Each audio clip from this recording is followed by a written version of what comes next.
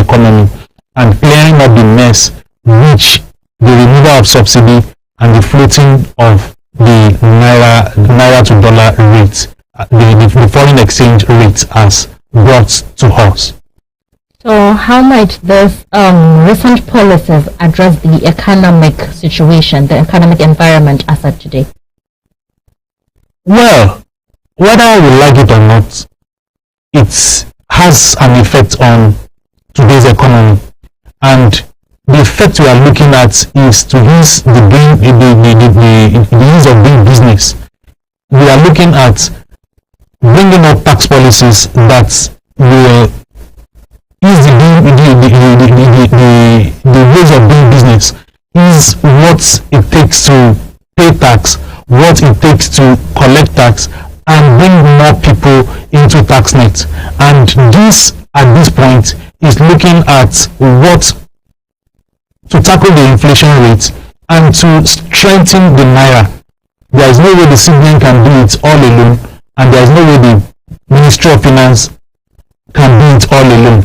There is no way the executive arm of the government can do it all alone. So we need to combine politics with economics and economics with monetary policy. These are the triangles of the economics that we should be looking at. We should be mixing up to achieve the best of our goals. And what the CBN is looking to tackle is to increase the purchasing power of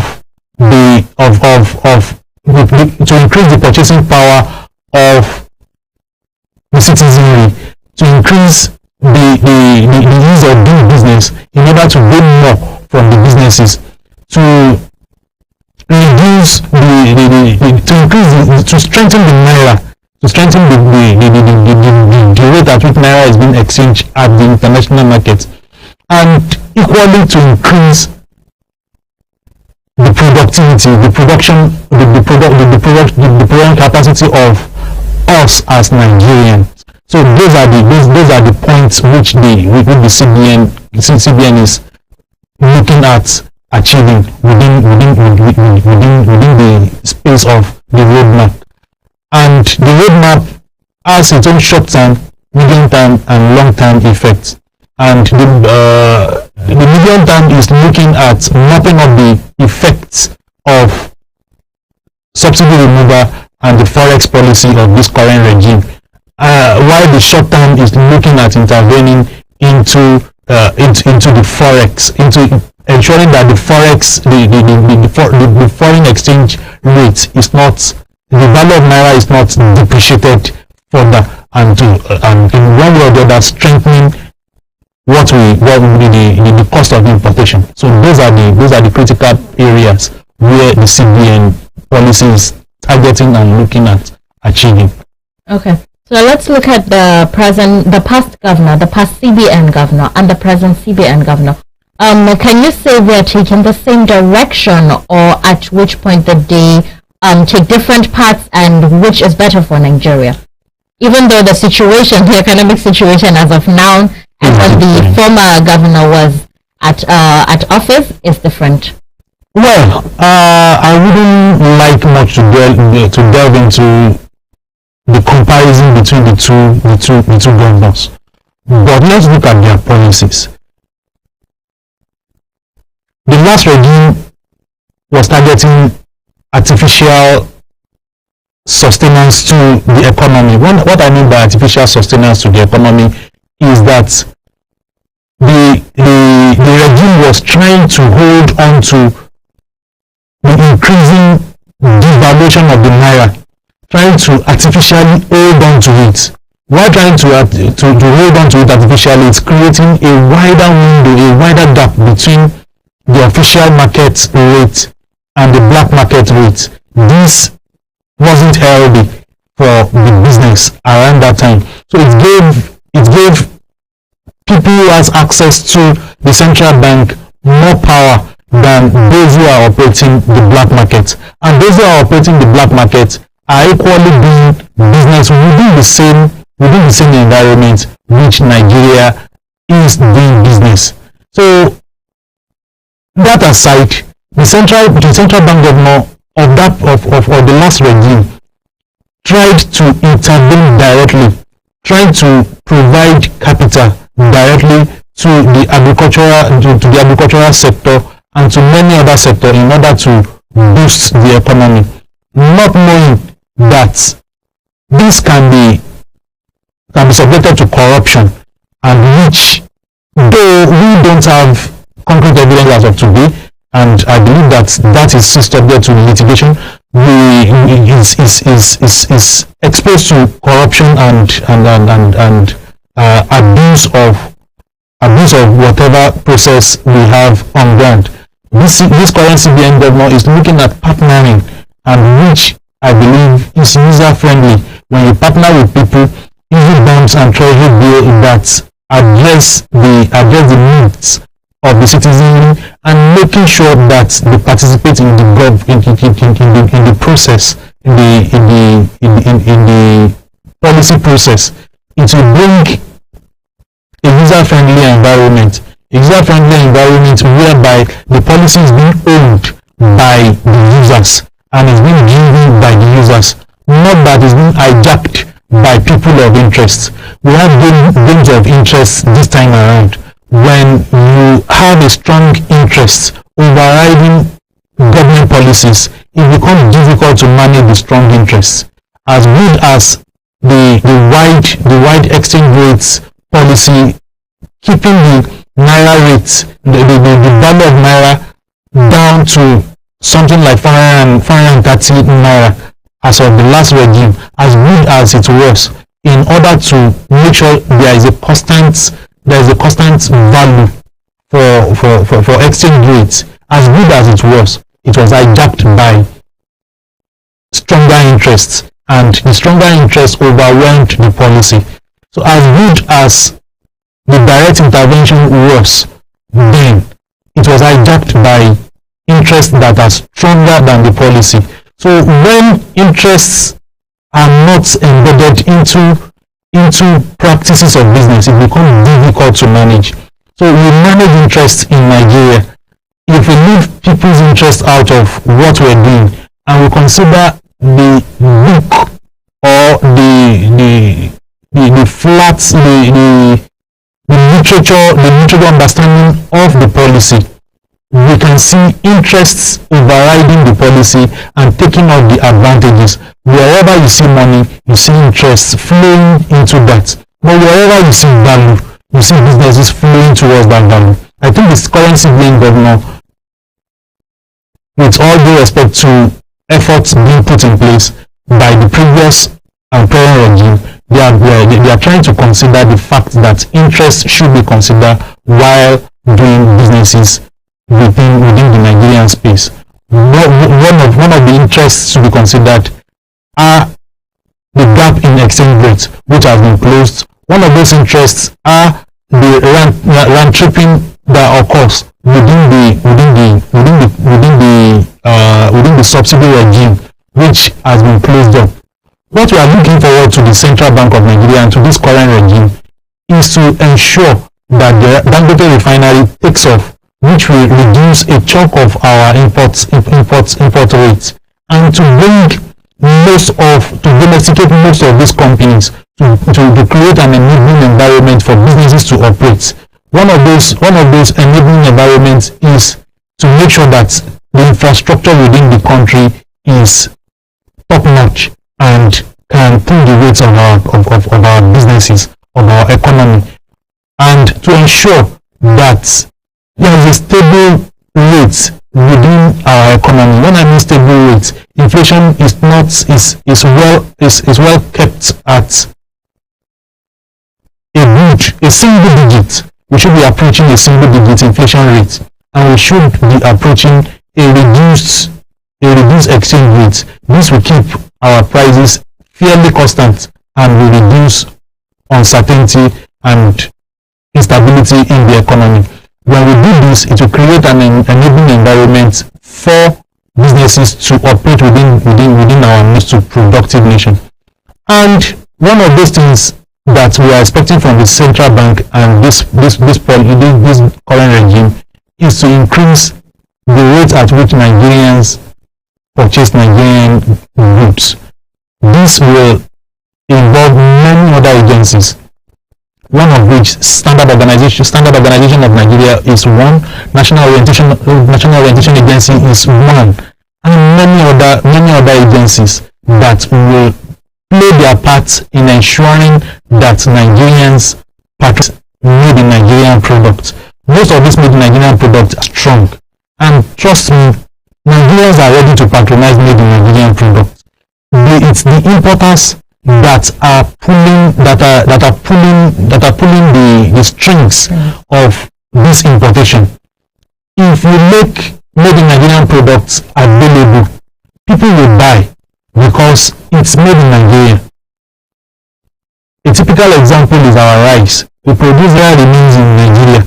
We are not using our naira to buy dollar in order to fulfill these exchange obligations. So those are the things we are expecting from the current CBN government.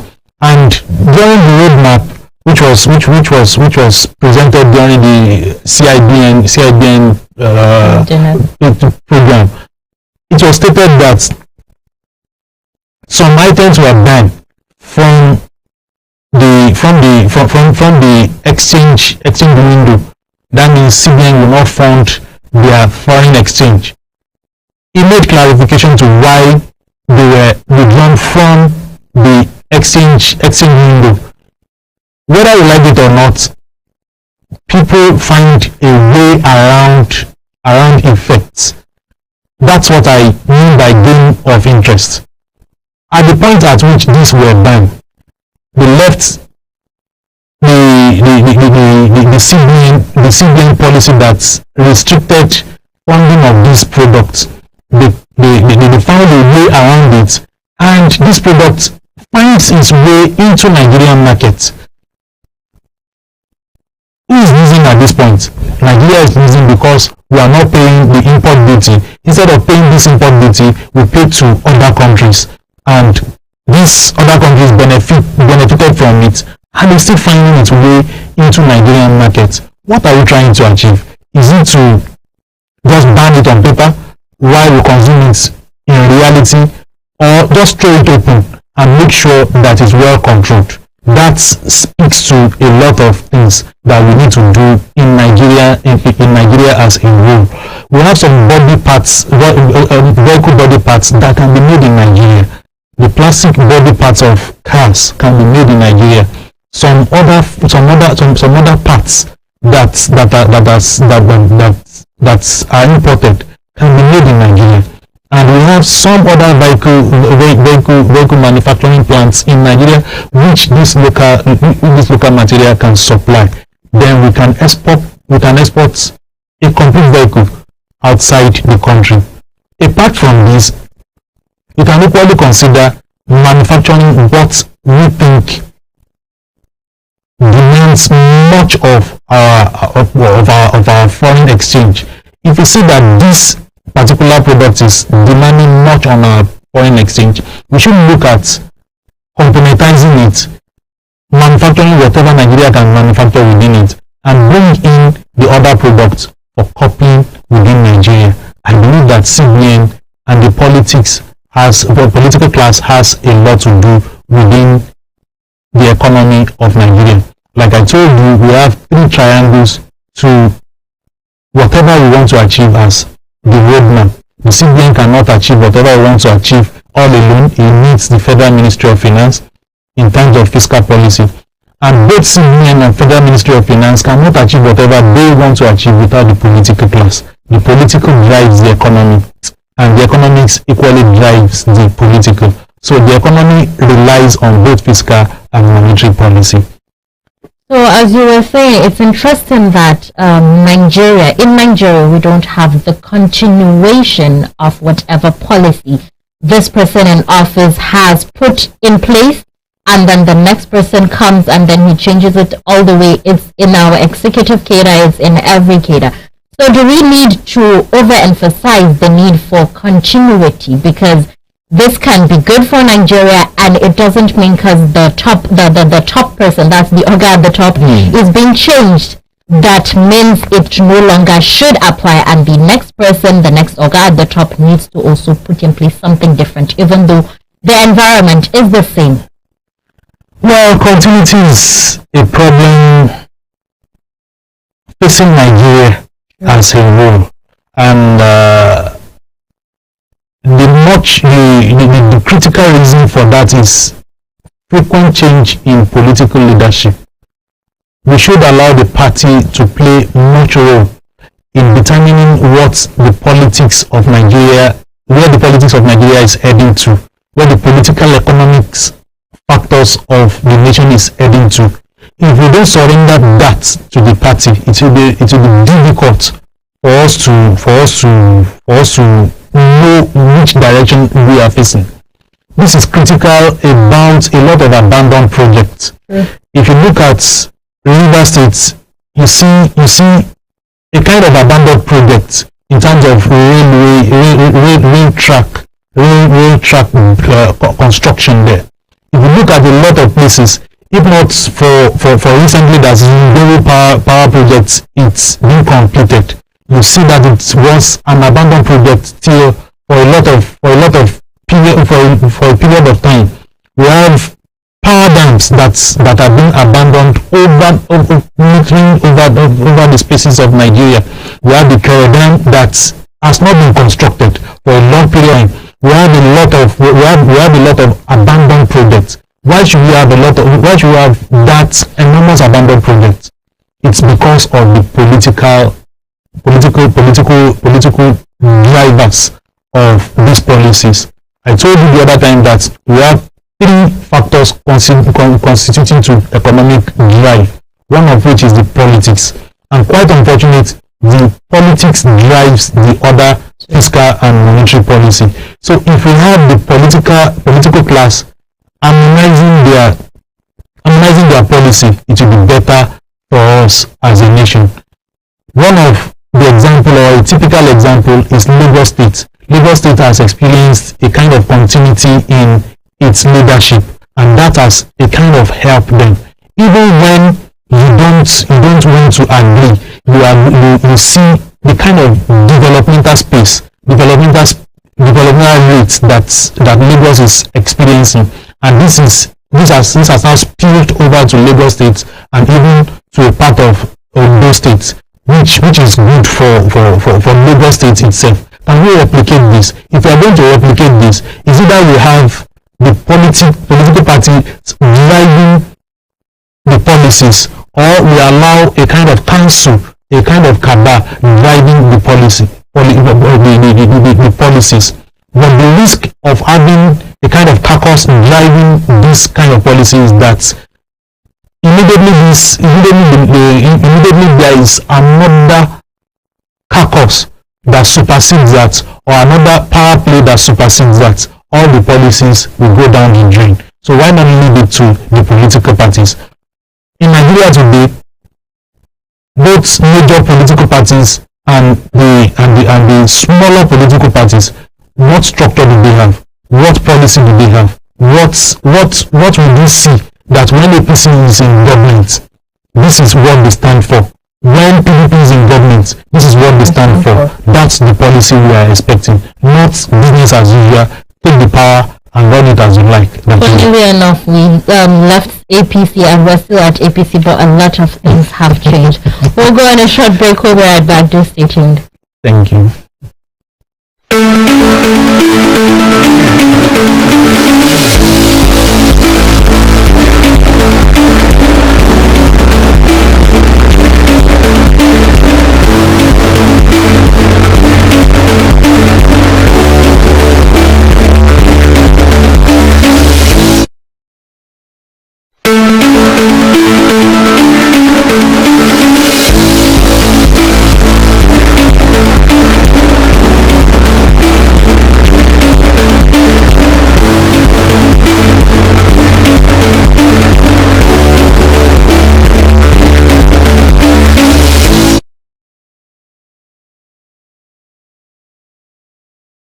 Talking about continuity in government, we'll now move on to monetary policies. The fact that the CBN governor has postponed the monetary policy committee meeting twice since he assumed office, has this, yes, that has touched the economy, the economic situation because of the fuel subsidy removal and the inflation, the foreign exchange rate. But moving on, since now he has stated all the policies on everything, including the monetary policies, what should the Nigerian people look forward to? The monetary policy meeting is critical in any civilian government's processes. But this doesn't stop the fact that if we are still going to keep the monetary policy as its way, why doing the meeting? Whether we like it or yes, the point at which we are now is the point at which we were at that the preceding at the last meeting held by the monetary policy committee. If that would be the case, why not channel our efforts to other things that we can achieve?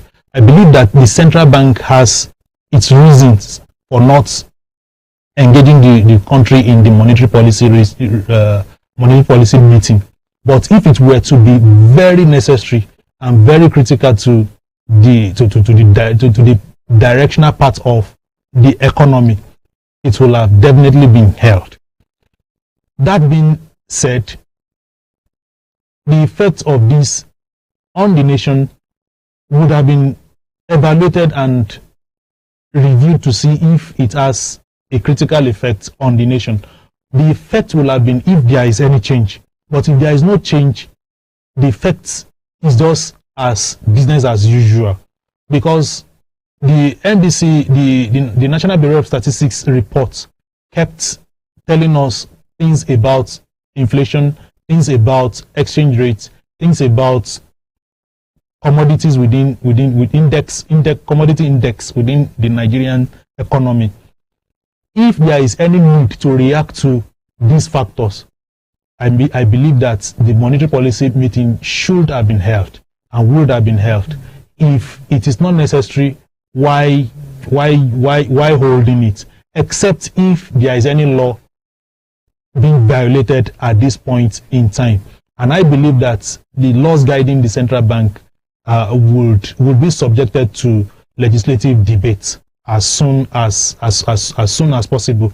I learned that there is a bill before the National Assembly trying to restrict or limit the central bank governor from contesting for any political office within the time they are in office.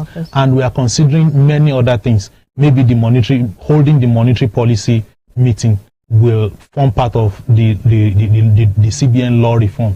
I strongly believe that it doesn't affect the economy, because it doesn't affect the economy more than they consider the effects. So we should consider and respect the wisdom of the CBN in trying to withhold the monetary policy meeting for this particular period. The president has projected a $1 trillion economy in the next 6 years. What criteria what role does the banks, the banks in Nigeria, what role do they play in achieving that, and how challenging will it be for them to achieve that? Well, when we are talking about 1 trillion naira economy, $1 trillion economy, yes, there is no way banks will not play a critical role in achieving this. Critical role because they are the warehouse of monies. They keep monies for Nigerians.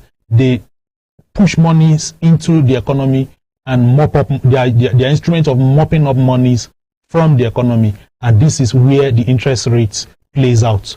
So I believe that the banks need to recapitalize, because the 25 billion naira capital base and the capital reserve ratio may not be able to pull the weight of this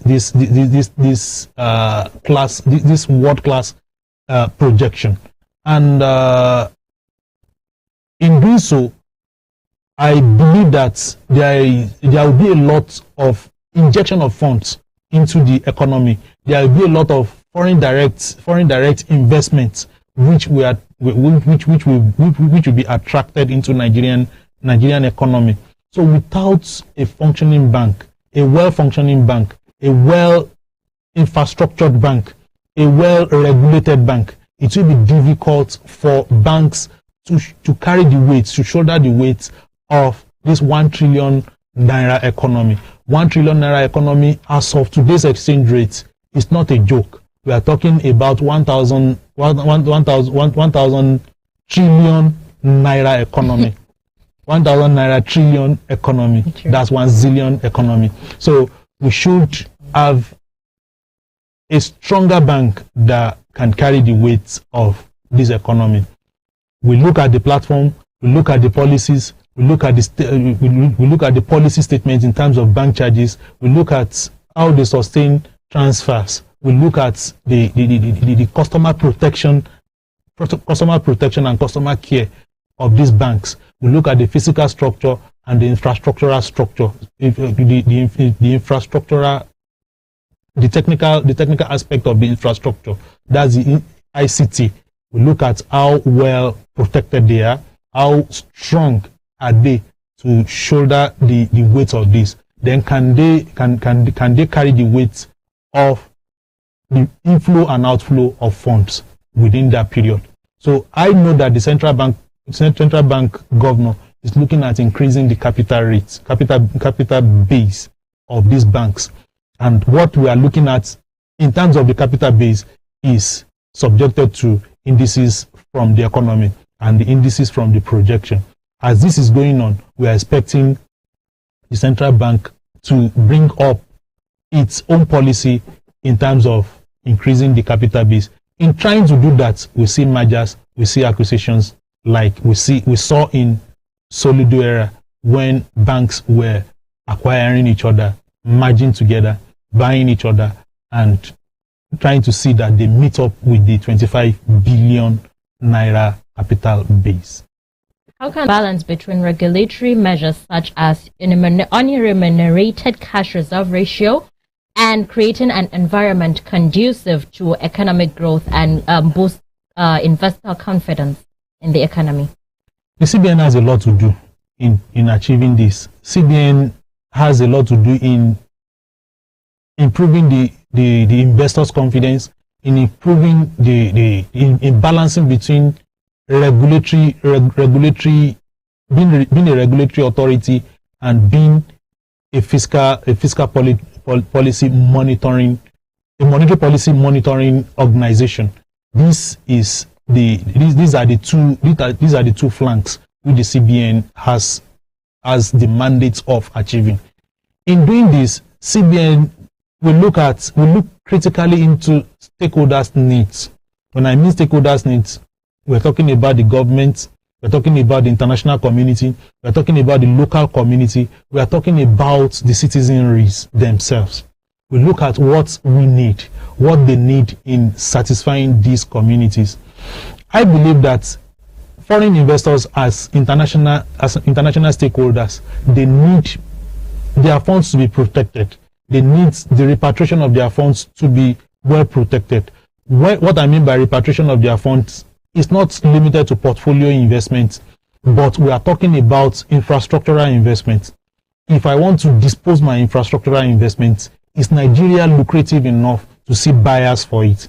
Is Nigeria lucrative enough to see people who will be willing and interested to pick up my investment in Nigeria, buy it, then I will go to my own country, enjoy my returns on capitals and be better off. Another stakeholder is the local stakeholder, that is Nigerians themselves. Can we purchase at a reasonable rate? Can the price of rice be so amount of naira in January and still end up buying that same bag of rice at that same amount come December that same year? We have a lot of work to do in keeping the prices constant, in that rate.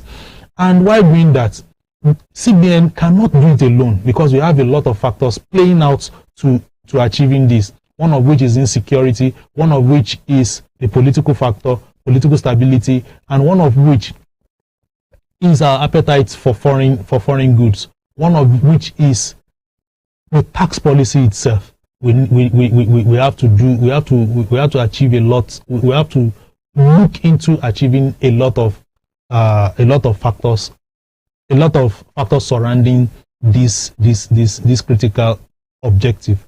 When coming from the airport road, I saw a vehicle advertising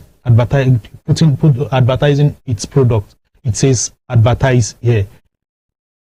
What popped up our mind was that just pray that you are not caught there by regulatory authorities, because everybody will be throwing receipts at you. Which receipt? Advertising Council of Nigeria will throw its receipts. AMAC will throw its receipts. That's the local government. The state will throw its receipts. A lot of organizations will throw its receipts. Why not create agencies that you know that it relates to my own industry? If I enter the agency, I know that whatever I need to do, I can shop for it at once there. If I'm producing drugs as a pharmaceutical company, I enter into NAFDAC office. I'm not only settling my the production of my drugs alone. I can settle everything that I have there, right, because we have a lot of government agencies there. We have the AMAC there. We have the FCT there. We have the federal taxes and regulatory authorities there. So we are talking about ease of doing business. We need to increase the ease. We need to improve ease of doing business in order to meet the targets of international and domestic communities in businesses. You know, you mentioned some items the CBN has banned from us on the list of the foreign exchanges. Yeah. And I was also thinking about all the other policies. We have a lot of policies in place, but implementing them and checkmating them is sort of our biggest problem in this country. With the recent policies the CBN governor has put in place, what regulatory bodies or what measures should there be put in place to make sure those good policies are being put in place, been practiced, and yes, they are not just on paper? Well, any policy is as good as the political drivers behind it. When we were about to build our policy around the rail system, the political drivers around it took it so serious that they went around the world getting monies to finance the rail track, getting money to finance the coaches, and getting loans, PPP arrangements to finance the rail track.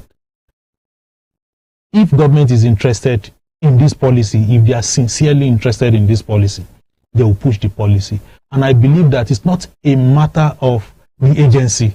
It's just a matter of pulling people together and making sure that this works. The policy that we are talking about in terms of foreign exchange depends on the interests, depends on the roadmap, depends on the strategy which the CBN wants to develop in achieving this.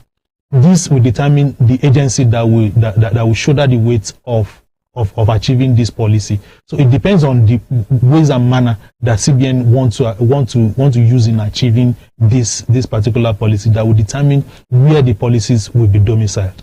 I will still come back to the game of interest. The game of interest will determine whether the policy will be effective or not. Let's throw it back to Nigerians. Let's throw it back to the private booming while we regulate the private sector. I'm not saying that government should have no business in business, but government should participate in partner with business investors in achieving their objectives. So how much of a good news is the recent development for Nigerians? Whether we like it or not, we should be optimistic. And the more optimistic we are, the better for us, because this will allow us to participate in this policy formulation, in this policy objective achievement. If we are not optimistic about any policy, we will never be part of it. And instead of complaining, why not do whatever we can achieve within our micro space and see if we can make Nigeria a better country to stay.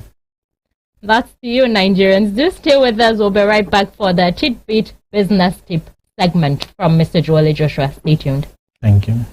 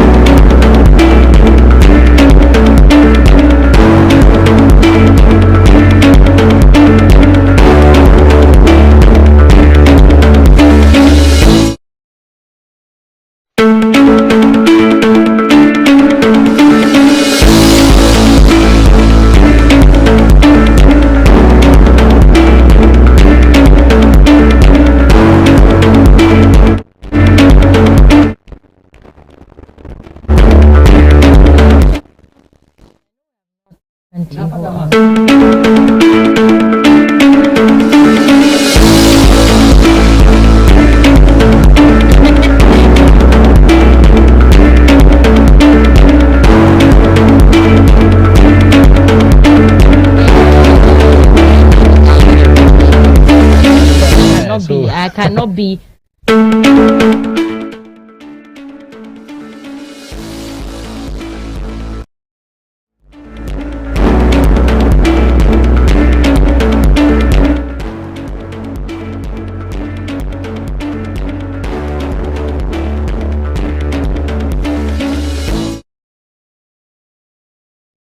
Welcome back. Mr. Joshua, Mr. Wale Joshua, what do you have for the business tip for today? Quickly, let's see. The business tip I have for you today is bookkeeping in small and medium scale enterprise. Okay. Bookkeeping within the small and medium scale enterprise has to do with income and expenditure, your inflows and outflow. Make sure you record them very well. A tip recorded on a rough sheet of paper is better than the ones recorded offhand. So we have five aspects of accounts, which has to do with the assets, which has to do with the current assets, the fixed assets, the property, plants and equipment, the current assets, the current liabilities, the income and your expenditure. So those are the expected five books of accounts to keep. And don't forget to keep the books of record in respect of your debtors and creditors. That's receivables and payables, so that you keep track of your business. Keeping track of businesses will allow you avoid conflicts. Okay, we'll go deep into that next time. Mr. Wale Joshua, you listed the 5. We'll talk about the 5 on the next program. Have a good day. It's me, Maria Ado Zakari. Stay blessed. Thank you very much. Nice having you.